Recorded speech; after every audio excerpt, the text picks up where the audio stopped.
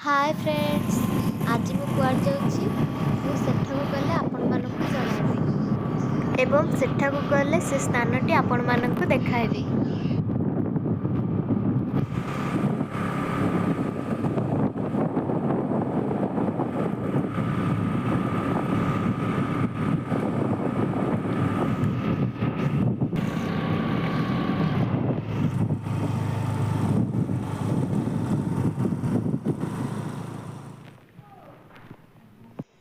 Finally आम आसिकी पहुँची गलु।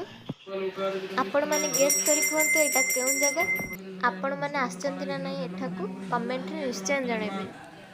देखंतु मो बाबा मम्मी एठी पूजा रे बसचंती आ गोसाई पूजा आरंभ कर दै छंती।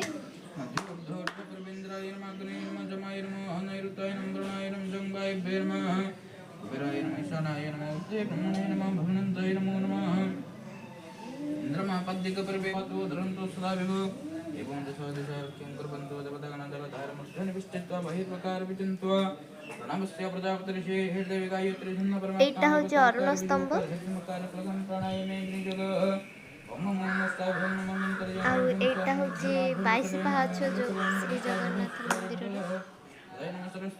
ए मंदिरटी केउ स्थान रे अछि आपण माने जदि जानि छथि ताले कमेंट रे जणाइबे। आ जदि जानि नांती ए मंदिरटी को स्थान रे अछि वीडियो शेष रे जणाइबे।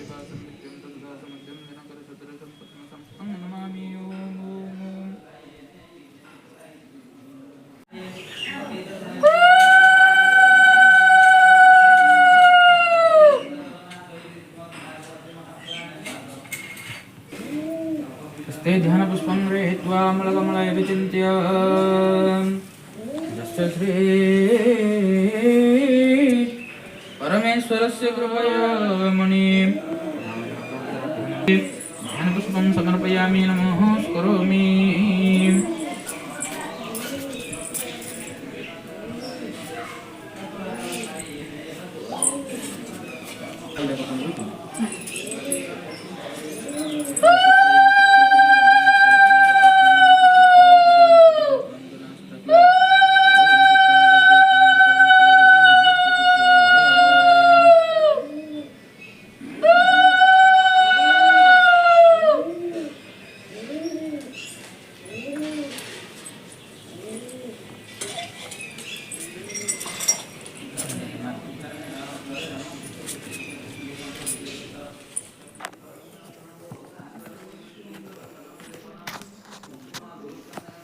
एबे वर्तमान पूजा सरी गला। एबे आमे मंदिर दर्शन करबा को जिबा आ केउ केउ भगवान अछथि आपन को देखिए। देखंतु ये होचे जगन्नाथ मंदिर आ एबे पहाड़ पड़ी जाईछि आ जो सेडे जो षंढ थिला सेडा होचे शिव मंदिर आ एठारे अनेक देवी देवता अछंती सेमानकर नाम मध्ये मु जानिनी आपण मान जो जानछन्ती कमेंट रे जणाइबे।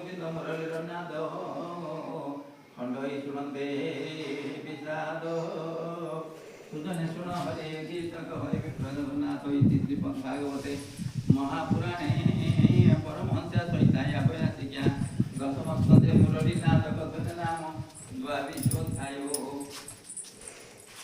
त्रयोविशोध्याय सुतोवाच मेफल जगले रमिले दुर्गा वनस्कले अभिषभूति कबारे दुर्गा पुण्यदिन तिथिरे घड़िएला आउते जमुना जाति पशुते नाना करंदी पछे जळे भालुका चापी नदी कोले पूजन्ते ये पूजन्ति नाना द्रव्य।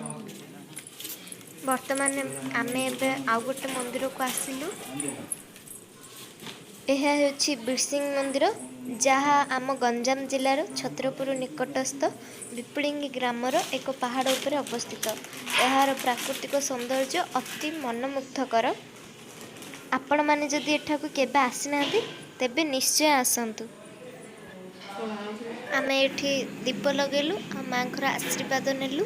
आपन को जदि वीडियो भल लगी ताले गोटे लाइक करेंगे आ चैनल को सब्सक्राइब करना करेंगे।